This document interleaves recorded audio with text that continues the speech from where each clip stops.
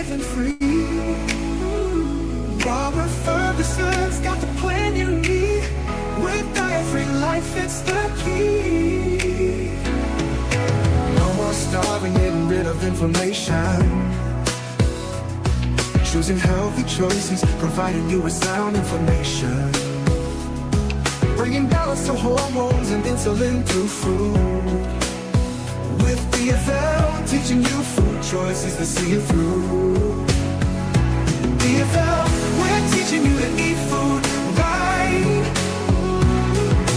Teaching you to pair food with each bite. Balancing our body's microbiome feels so right. With diet-free life, it helps futures lose time.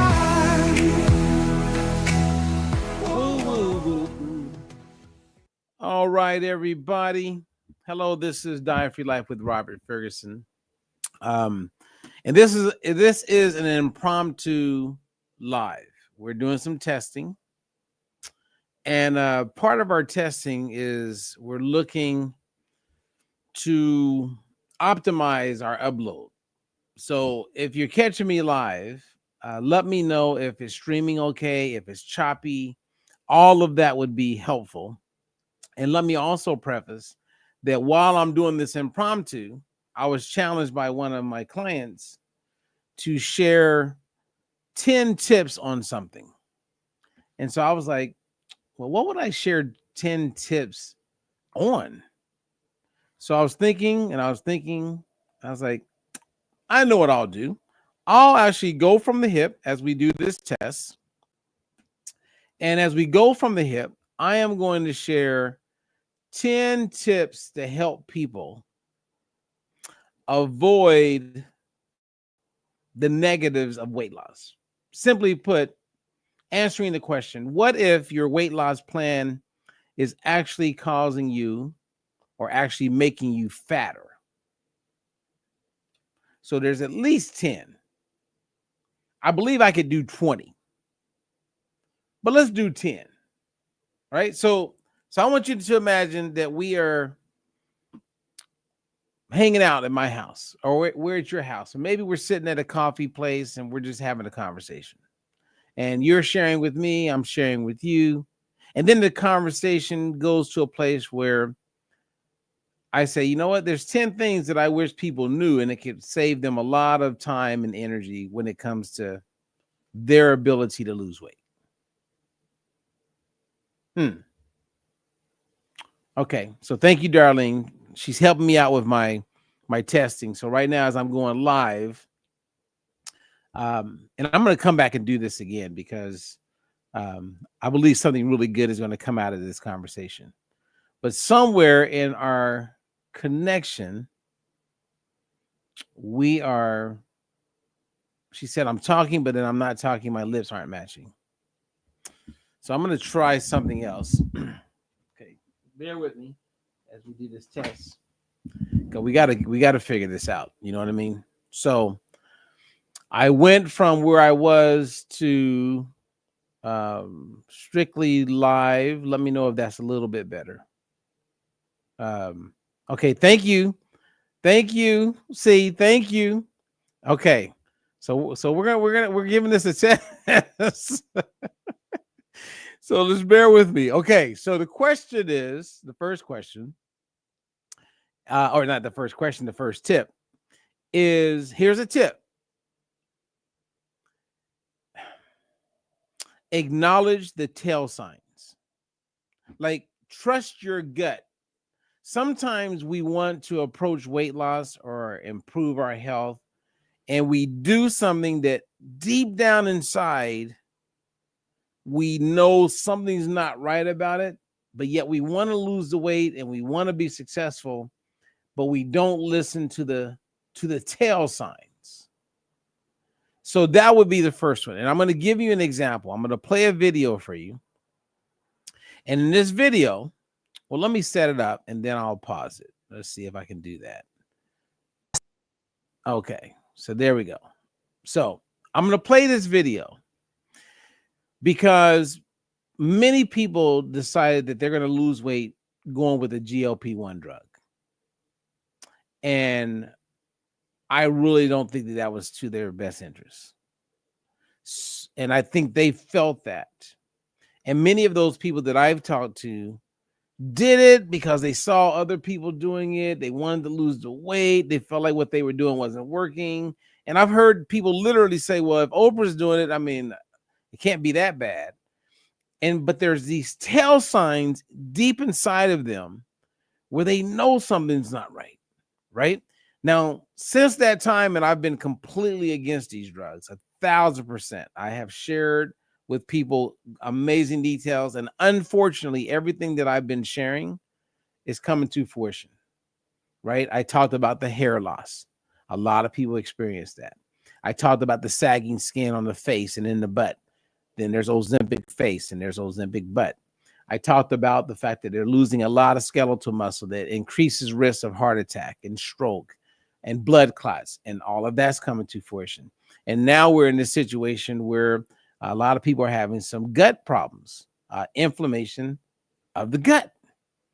And in the United States of America, a lot of these, this news doesn't make it to prime time.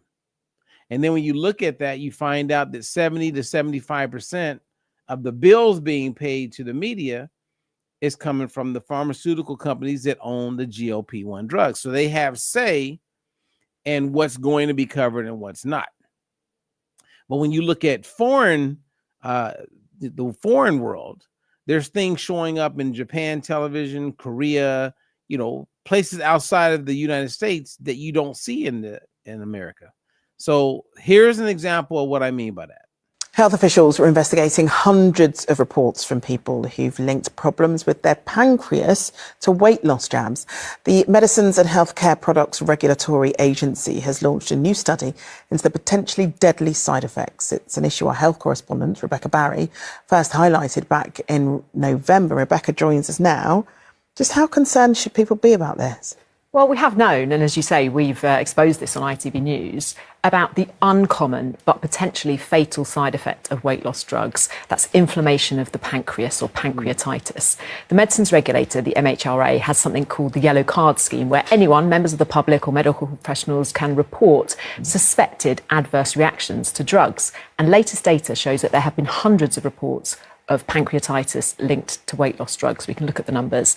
There are 181 reports linked to tirzepatide.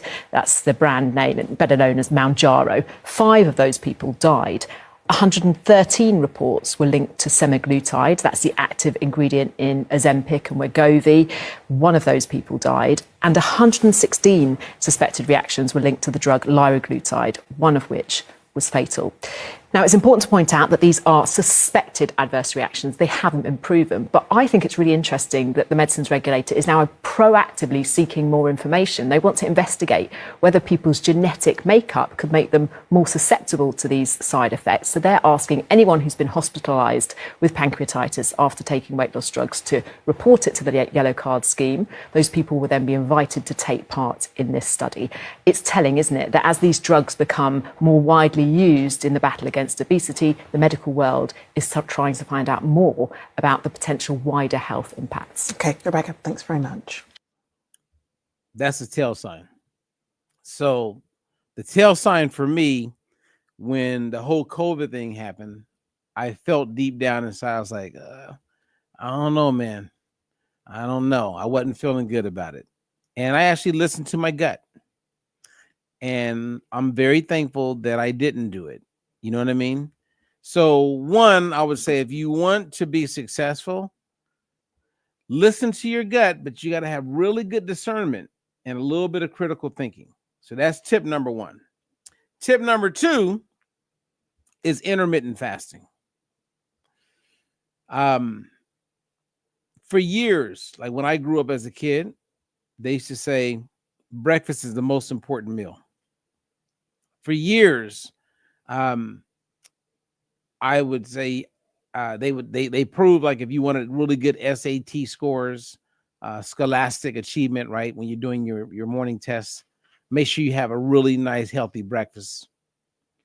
Then as I got older, I met people in the government world, and we're looking at doing work with Medicaid and underserved and under-resourced communities. And more and more and more, I would hear things like food insecurity and how a lot of these young kids would go to school hungry. And yes, they want to focus on their studies, and yes, they want to do well, but they're so hungry, it's kind of hard to concentrate. And then as I got more and more into my work as far as helping people lose weight and keep the weight off and do it in a way where they don't feel like they're on a diet, I realized the importance of breakfast and maintaining skeletal muscle. And then I would hear people say, hey, what do you think about intermittent fasting? And I even went on a TV show called The Doctors and had a whole debate on it, which we won the debate. And the reason why I won was because everything I do is evidence-based and clinically proven. All of my clients who lose weight and keep the weight off, they eat breakfast. All of my clients who are thriving with their health, they eat breakfast. And we've done randomized trials where the same amount of overall calories, looking at someone who eats 1 meal a day, someone who eats 2 meals a day, and someone who eats 3 meals a day. The best results have always been with the people who eat 3 meals a day. So we have the evidence, and I have the years of experience to prove it, even though there's a lot of people that keep falling prey to intermittent fasting.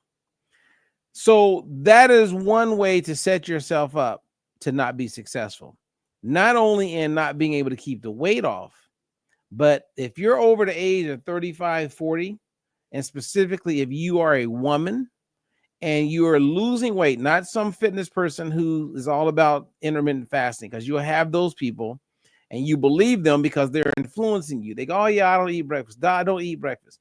You know, intermittent fasting is the way. And they are just all pushing these lies, this propaganda.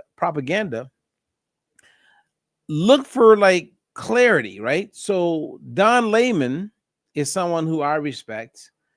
He's a nutritionist, professor. He's been around for years. He's in his 70s. He's got multiple hundreds of papers, peer-reviewed papers on his work. He's like a guru when it comes to nutrition. Now, I'm going to play a video for you.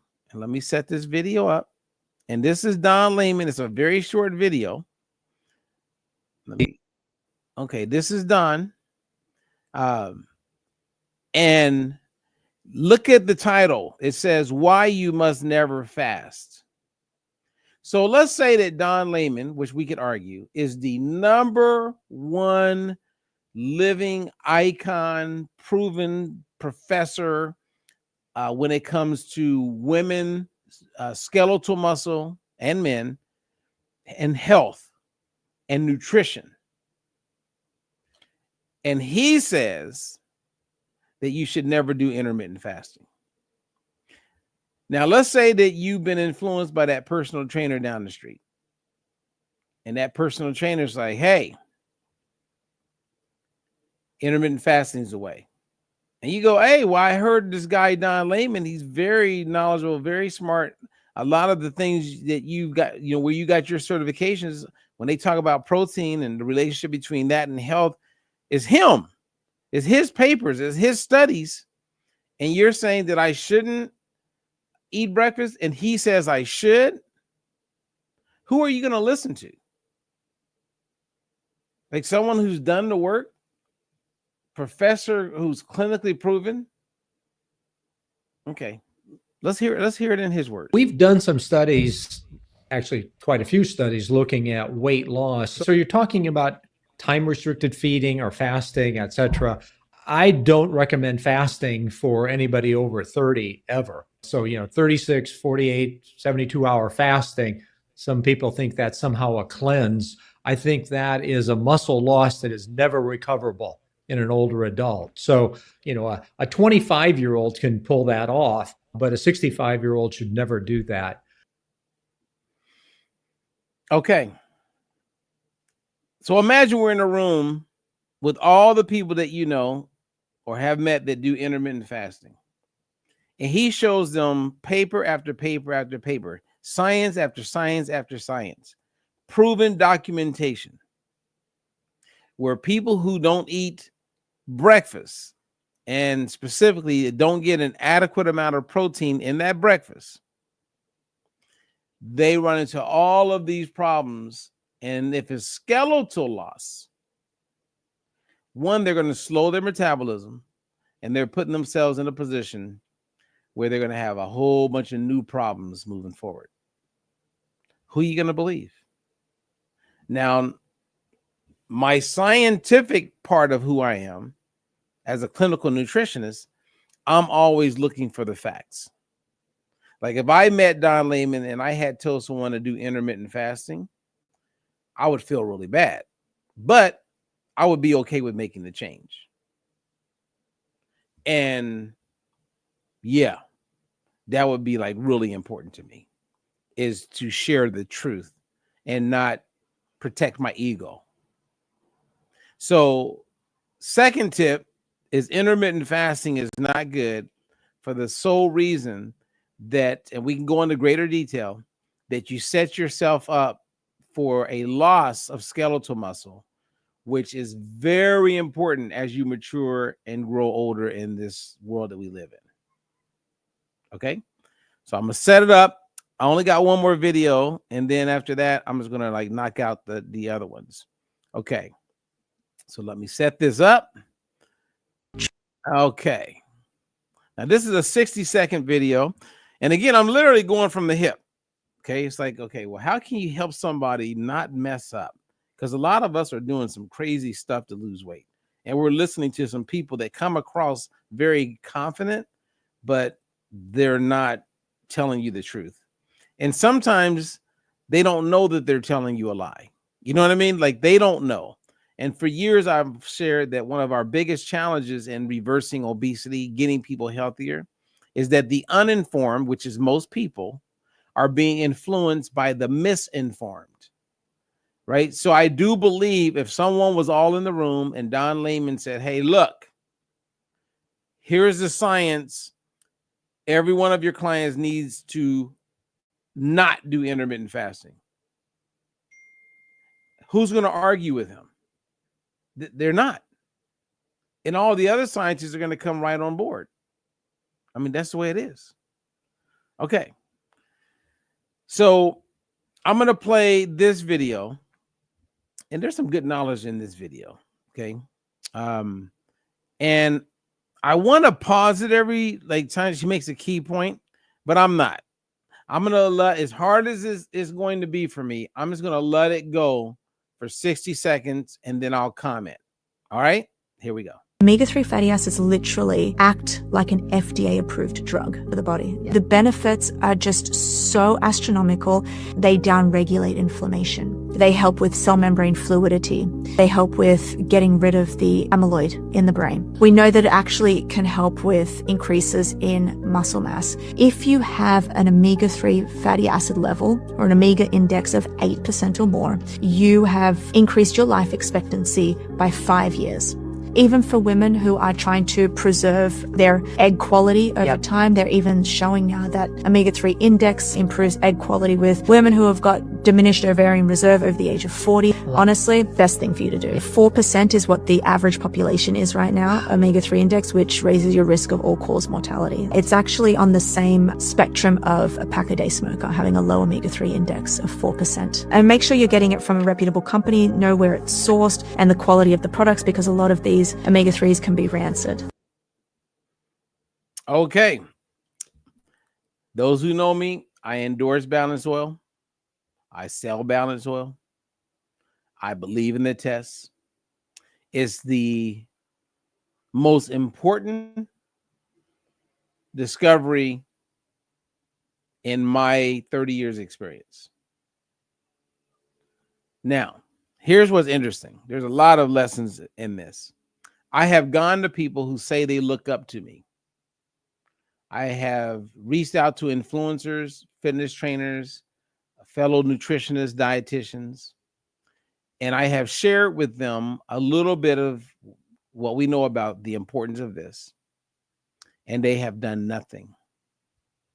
So when it comes to the people that are influencers, fitness professionals, nutritionists, wellness people you go to, I don't believe, I recommend to you, and I tell my clients all the time, challenge me on everything, because I want them to have that kind of mindset.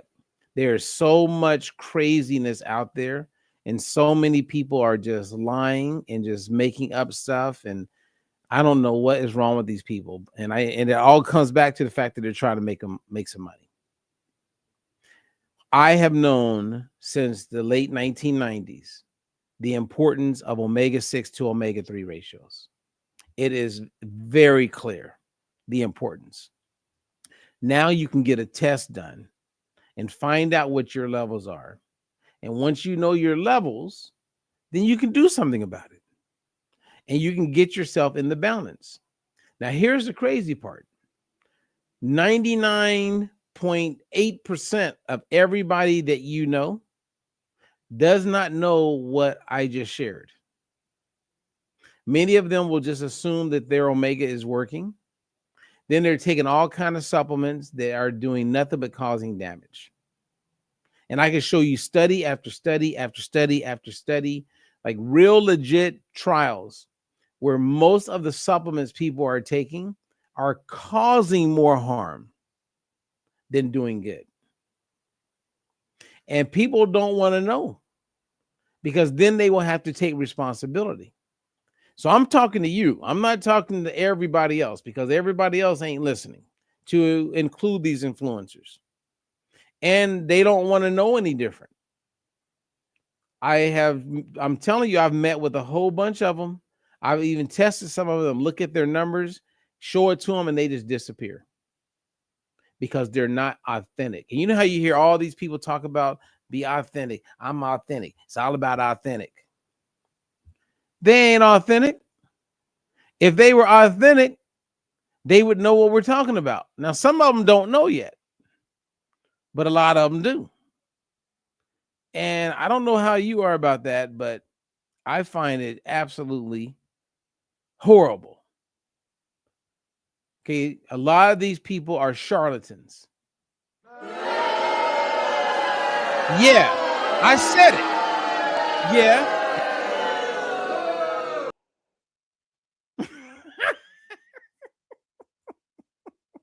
I said it. So let's get in balance. I've been wanting to do that all day.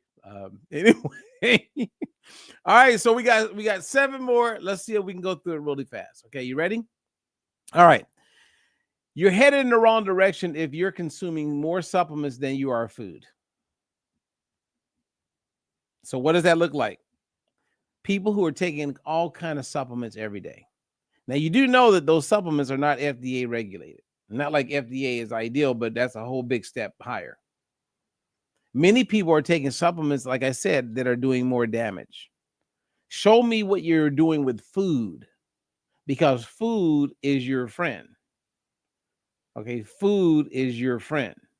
So one tip that I can give you is, if you're taking, like I take 2 supplements, and my main supplement that I take is the balance oil, because I know the importance of omega-3s and polyphenols. So I get all that there.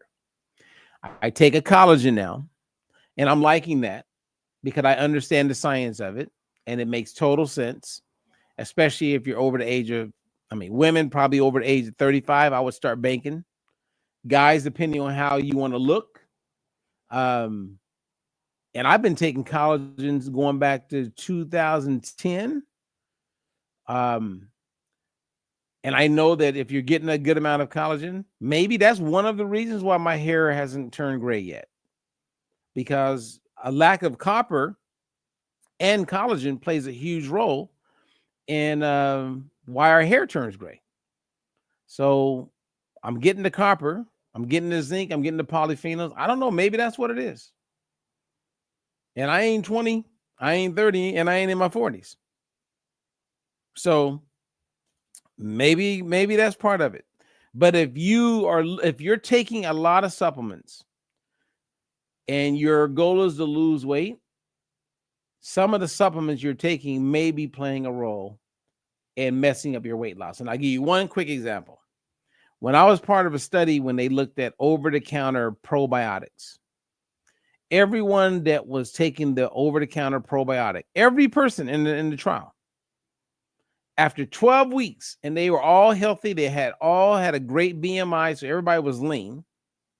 Every one of those people that was taking a probiotic created dysbiosis in the gut, meaning they created an imbalance in their gut.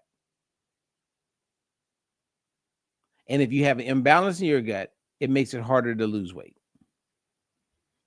There you go. So that's number 5. All right, that's number 4. Okay, number 5. If you're not performing resistance training, you're setting yourself up for temporary weight loss.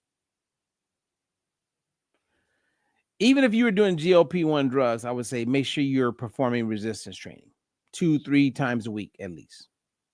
Now, not everybody wants to exercise in the beginning. So if I have a new client, we don't do all that in the beginning. But eventually, we will bring resistance training into the picture. I can give my client a workout at home. You may be the kind of person that you want to take that workout and go to the gym. You may hire a personal trainer. However you get it in, you can work out with a friend. But resistance training is your friend. Your skeletal muscle is so important. The last thing you want is to not give your skeletal muscle attention as you're losing weight. And this has caused many people to get fatter based on body fat percentage as they lose weight on the scale.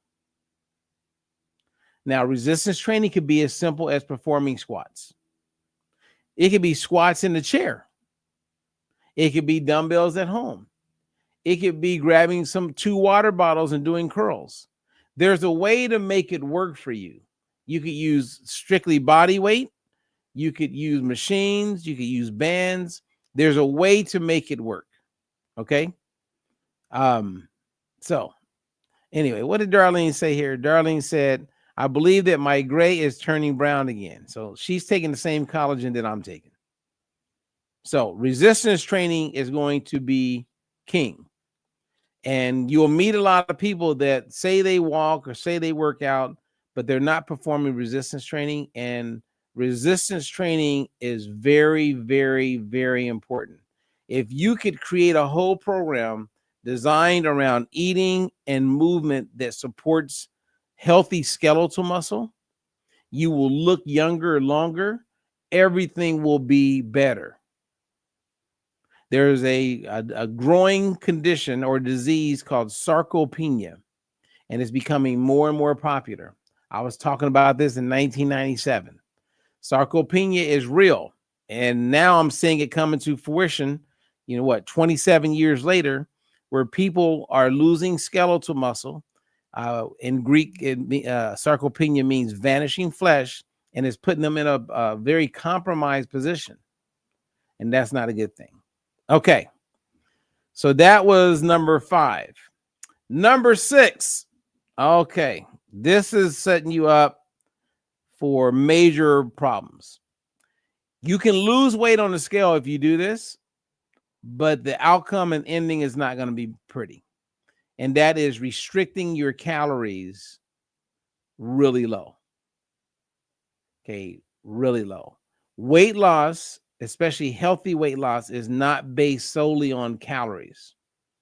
Now, we've been indoctrinated where many of us have grown up to believe that calories in versus calories out is how you lose weight.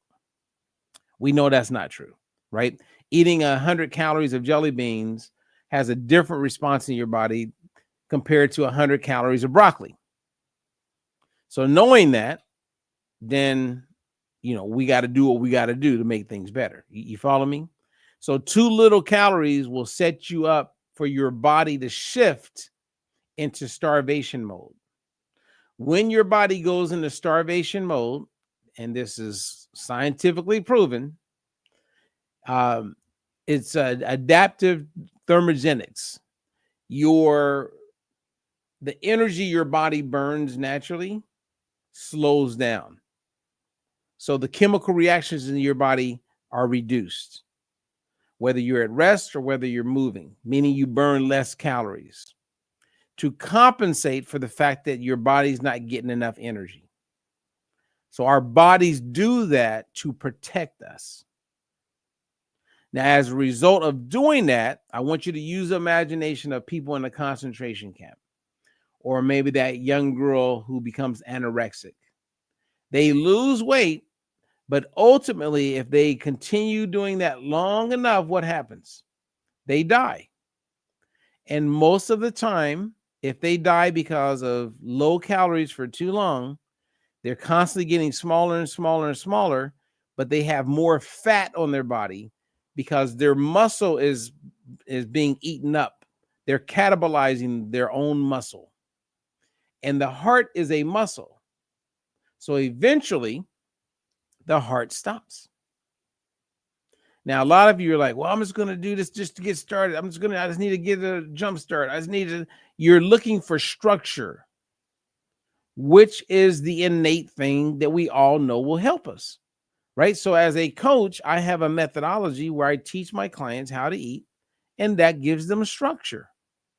It's just that I'm giving them structure in a way that when they lose all the weight, they never felt like they were on a diet because they learned how to eat in order to get the real lasting maximum benefits. Okay, so that's number 7. That's number 6, sorry. Number 7, and you guys got any questions, or maybe you guys help me out here because I'm doing this totally impromptu. I mean, I'm sure if I did this tomorrow, it'll be a completely different 10.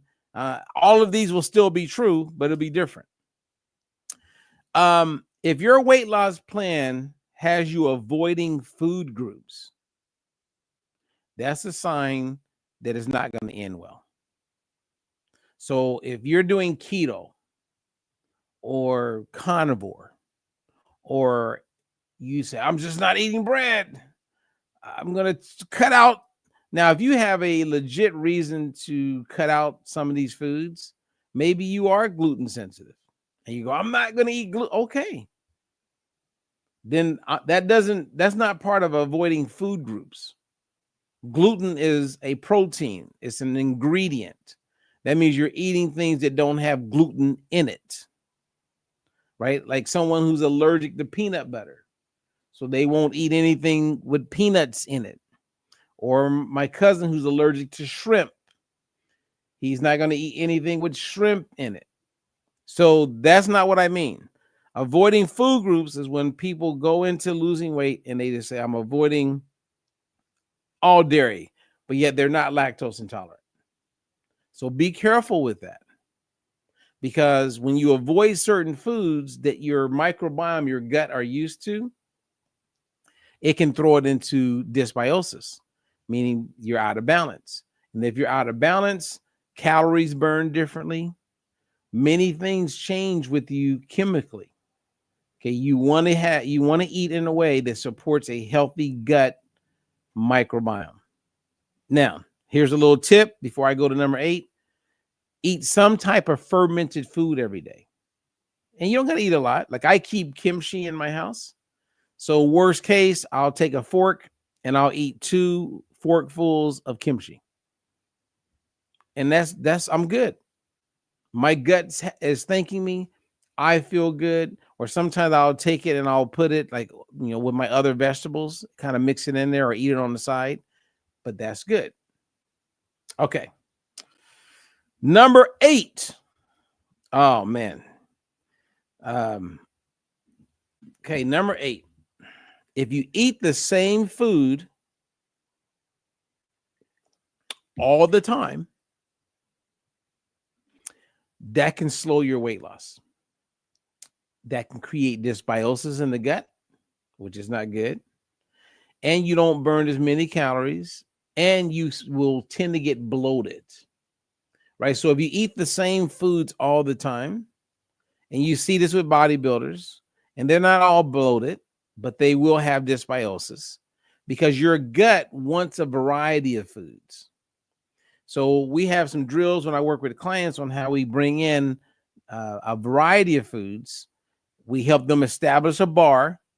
And then the challenge is keep bringing in variety, because the more variety, the more diverse the microbes are in your gut, which means reduce inflammation. Everything is better. So if you're eating the same food all the time, that is not going to end well. Okay. Number 9, when weight loss is dependent on a supplement, that's a no-no. Okay. I'm just writing this down on supplement. Now, I am a huge believer in the power and the benefit of balance oil. And I know that with the balance oil, it's helping improve cell membrane fluidity. And I know that no matter who you are, everybody benefits from that. Okay. Now, I'm not going to say you need to take this supplement to lose the weight. Do I believe the supplement will help you with your weight loss goals? I do. But your weight loss is not dependent on it. Now, if we look at your cell membrane fluidity, and we know that how important that is, right? That's going to make it where you have more energy. It's going to like create it's going to help oxygen get to various parts of your body.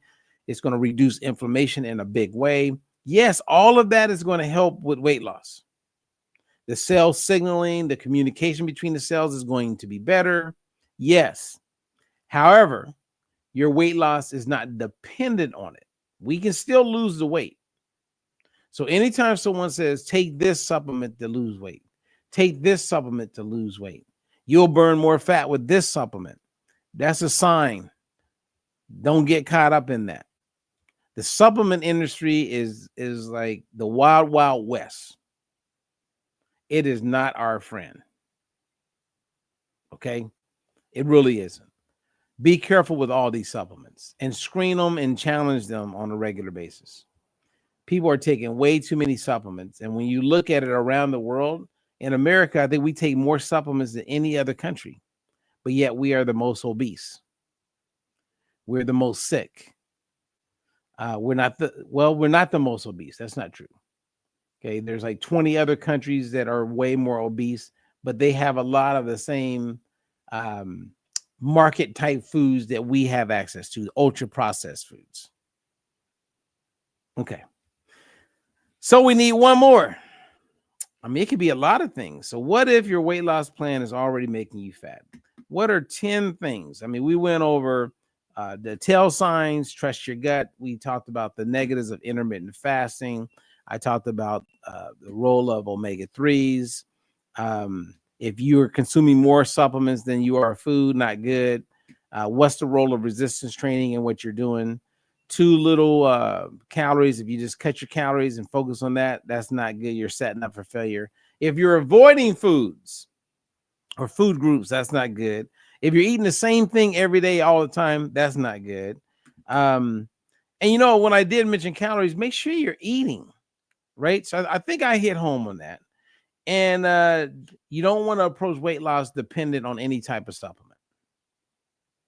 So for those of you who are catching me live, and I appreciate you guys catching me on this impromptu as we are doing some testing with the internet. This turned out to be actually a fun conversation for me. I am enjoying it, but there's one more.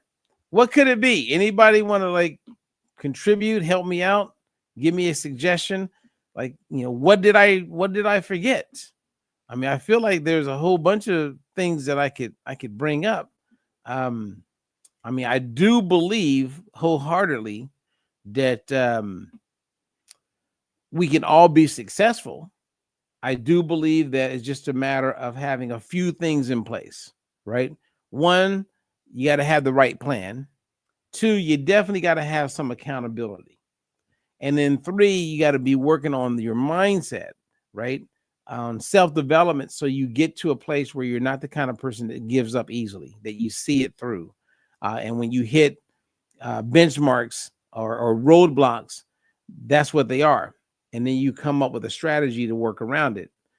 That's why I love coaching, because any one of my clients that I'm coaching, every one of them, we're being successful.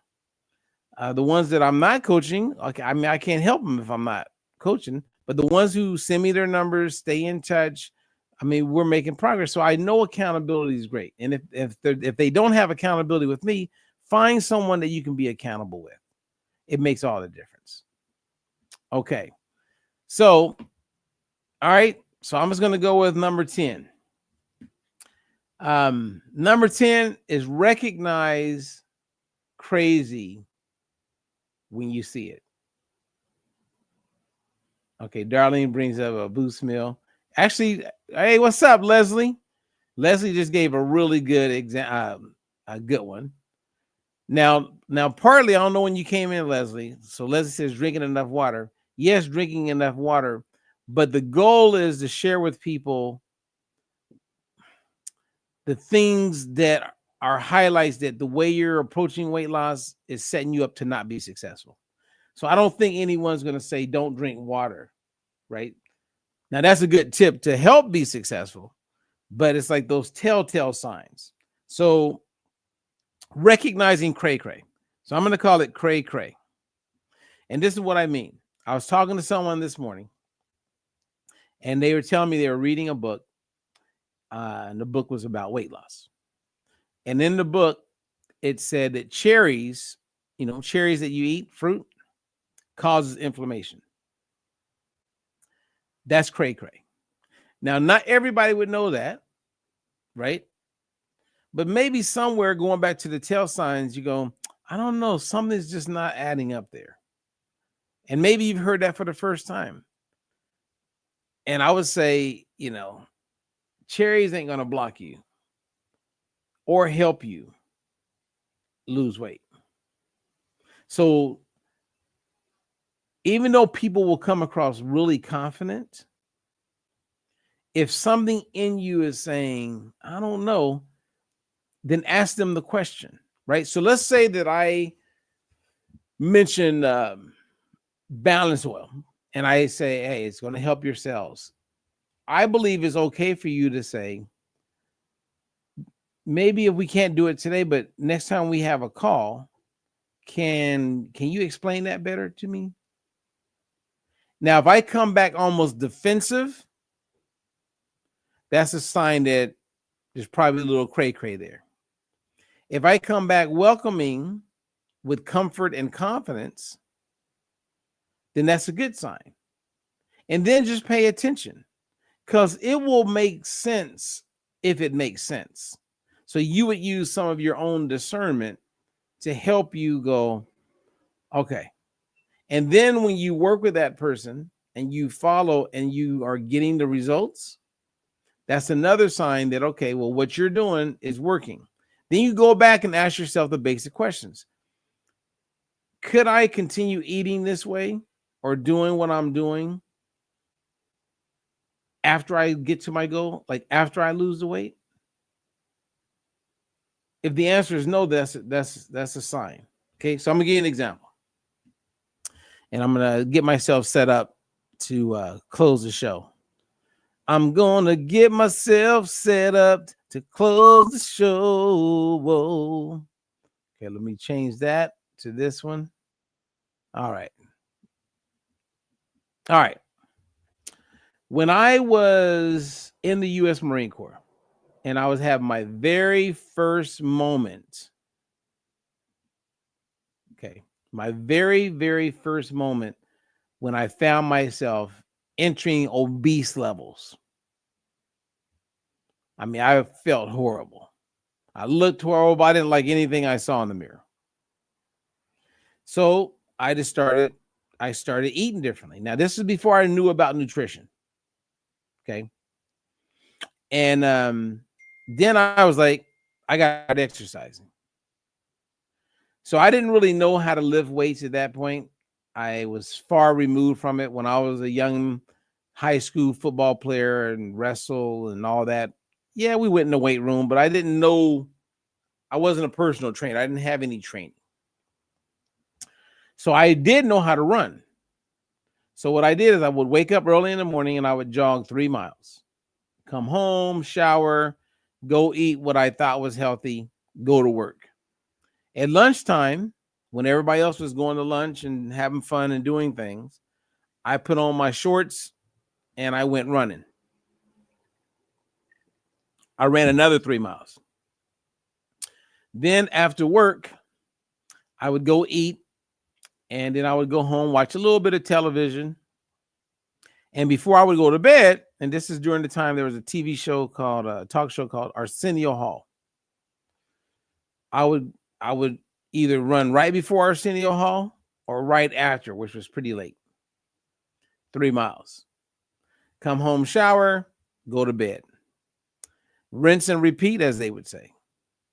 So that's 9 miles a day. 3 miles at 3 different times. And I did that every day until the weight came off. And then I'll never forget having the moment when I said, I can't do this for the rest of my life.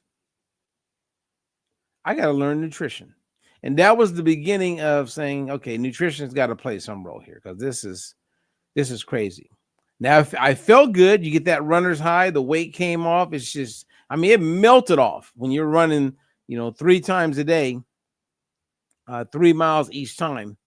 I mean, it just came off, and you figure you're getting that done in 30 minutes.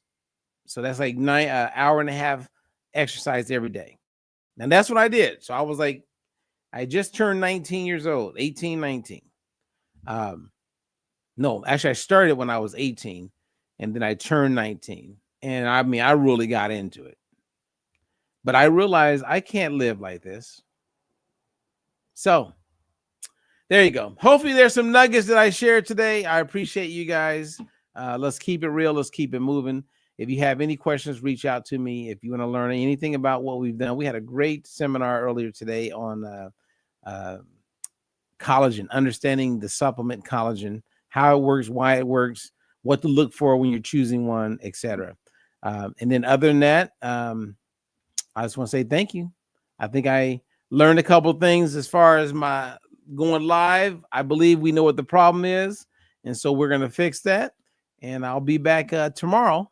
So catch me live. If you're on my YouTube channel, make sure you hit like or subscribe, and then click on the button. Make sure you click on all. So whenever we upload a new video or go live, you'll get notified, and then you can watch it at your convenience if you don't have the time to watch us live. All right. So this is Diet Free Life with Robert Ferguson, Roberto Lorenzo Ferguson, and I appreciate you. Until the next one. Peace out. No more counting calories, just living free. Robert Ferguson's got the plan you need. With Diet Free Life, it's the key. No more starving, getting rid of inflammation. Choosing healthy choices, providing you with sound information. Bringing balance to hormones and insulin through food. With the FM, teaching you food choices to see you through. The FM.